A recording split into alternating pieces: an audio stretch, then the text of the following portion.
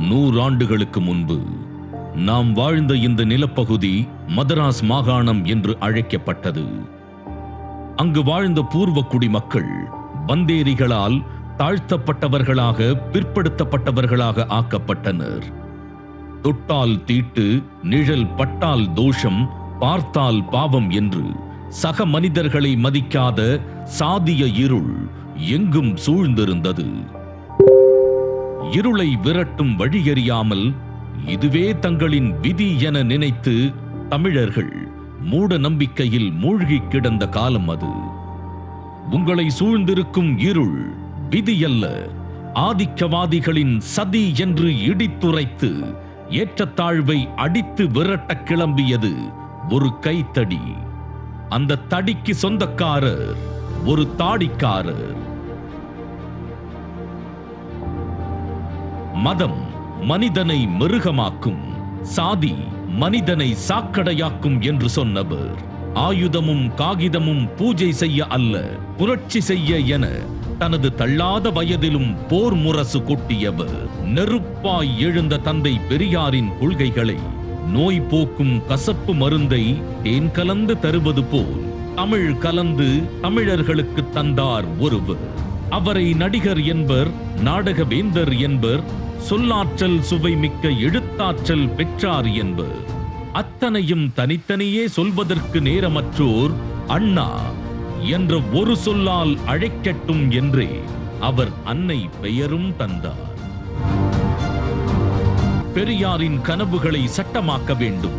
அவரின் தத்துவங்கள் மக்கள் நல திட்டங்களாக மாறி கடைக்கோடி மனிதனுக்கும் சென்று சேர வேண்டும். இதனை நிறைவேற்ற அரசியல் அதிகாரம் வேண்டும் என்று திமுக என்ற அரசியல் கட்சியை தொடங்கினார் அண்ணா.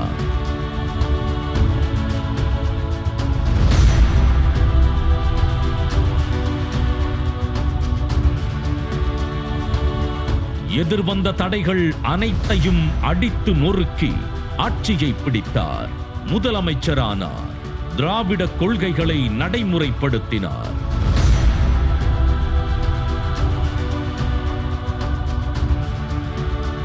ஹிந்தி ஆதிக்கத்தை ஒழித்து இருமொழி கொள்கைக்கு அச்சாரமிட்டார். சுயமரியாதை திருமணத்திற்கு சட்ட அங்கீகாரம் பெற்றுத் தந்தார். பேரறிஞர் பாதையில் தமிழ்நாட்டிற்கு புதிய வெளிச்சம் கிடைத்தது. மதராஸ் மாகாணம் தமிழ்நாடானது. தமிழர்களின் நீண்ட நாள் கனவுகள் ஒவ்வொன்றாய் நிறைவேறத் தொடங்கியது. மகிழ்ச்சி வெள்ளத்தில் தமிழர்கள் களித்திருந்த நேரத்தில் பேரிடியாய் வந்திறங்கியது ஒரு செய்தி. அண்ணா மறைந்தார்.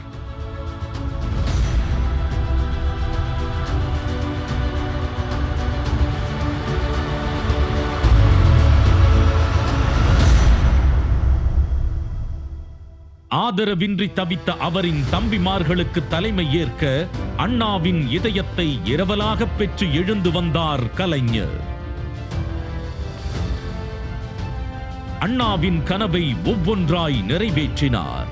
சமத்துவத்தை நிலைநாட்ட சமத்துவபுரங்கள், பெண்ணுக்கு சொத்தில் சம உரிமை, சமூக நீதியை நிலைநாட்ட பிற்படுத்தப்பட்டோருக்கு தனி அமைச்சகம், மத சிறுபான்மையினர், அருந்ததியினர், மிகவும் பிற்படுத்தப்பட்டோருக்கு உள் ஒதுக்கீடு என சொல்லிக்கொண்டே போகலாம். திராவிட முன்னேற்ற கழகம் என்ற இயக்கத்தை இளைஞர்கள் மத்தியில் கொண்டு சேர்க்க வேண்டும் என நினைத்தார். உதயமானது இளைஞர் அணி.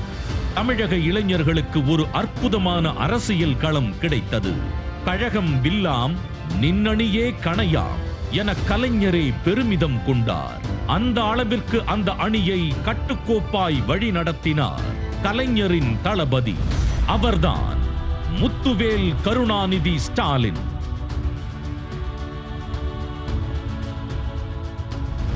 பெயருக்கு ஏற்றாற் போல உறுதிமிக்க நெஞ்சுரத்திற்கு சொந்தக்காரர் அவர்.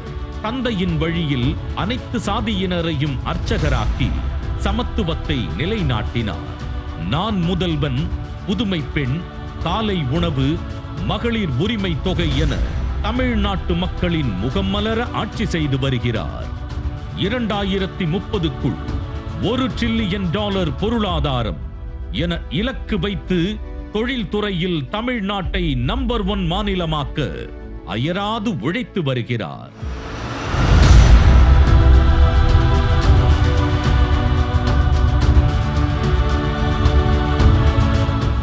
அவருக்கு பக்கபலமாய் திமுகவிற்கு புது ரத்தம் பாய்ச்ச இளைஞர் அணியை வழிநடத்த வந்தார் ஒரு இளம் தலைவர். அவர்தான் உதயநிதி ஸ்டாலின்.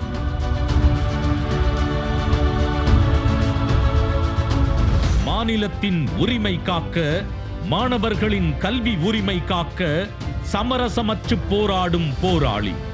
அவரது தலைமையில் இளைஞரணி செய்யும் மக்கள் பணிகள் ஏராளம். கொரோனா பேரிடரில், பெருமழை வெள்ளத்தில், நீட் விலக்கு போராட்டத்தில் என்று ஒவ்வொரு களத்திலும் சளைக்காது போராடுகிறது இளைஞரணி. சித்தாந்த போரிலும் வெல்ல வேண்டும், சமத்துவ சமூகம் படைக்க வேண்டும் என்ற லட்சிய வேட்கையோடு இந்த பெரியாரின் பேரன்கள், கோட்சேவின் பேரன்களை கொள்கைகளால் அடித்து விரட்டும் போர் பரணிதான் இந்த 2வது இளைஞரணி மாநாடு.